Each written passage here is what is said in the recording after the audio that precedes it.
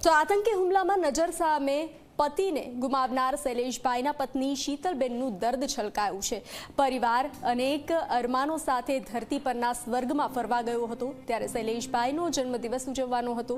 દીકરીએ 12મા ધોરણની પરીક્ષા આપ્યા બાદ પરિવારને હળવાશનો સમય માણવા માટે ગયો હતો, પરંતુ તેમને શું ખબર હતી કે તેમના પ્રિયજનને તેમને ગુમાવવા પડશે।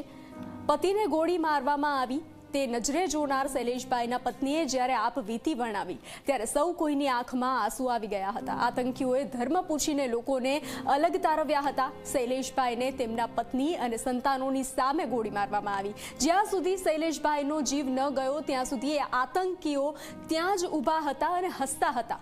આતંકીઓની આ હરકતે શૈલેષભાઈના પરિવારને જિંદગીભર ન ભૂલી શકાય તેવા ઘા આપ્યા છે।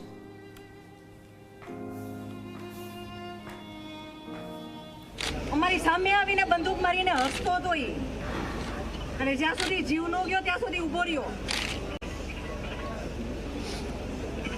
હિન્દુ ને મુસલમાનને અલગ કર્યા, મુસલમાનને કઈ ન કર્યું। જેટલા હિન્દુ પુરુષ હતા બધાને ગોળી મારી દીધી, બધાને આવડા છોકરા હતા।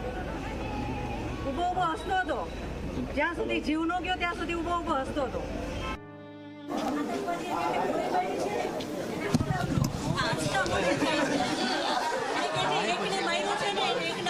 લાખોને મારશે, હસતા મોઢે જાય છે। હું નથી રોતી, એવું ઈચ્છતો હતો ને કે એના બાયડી છોકરા રોવે, એનું ઘર બરબાદ થાય નહીં થાય।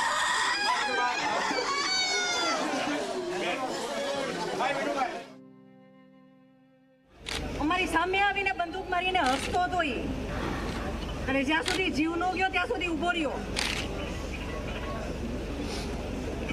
હિન્દુ ને મુસલમાનને અલગ કર્યા, મુસલમાનને કઈ ન કર્યું। જેટલા હિન્દુ પુરુષ હતા બધાને ગોળી મારી દીધી, બધાને આવડા છોકરા હતા। ઊભો ઊભો હસતો હતો, જ્યાં સુધી જીવ ન ગયો ત્યાં સુધી ઊભો ઊભો હસતો હતો।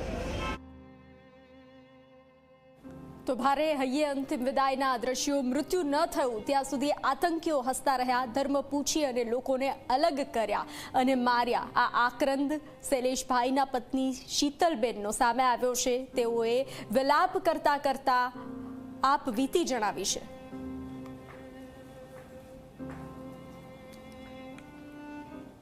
સમાચારો યથાવત રહેશે, હાલ રોકાઈશું એક વિરામ માટે।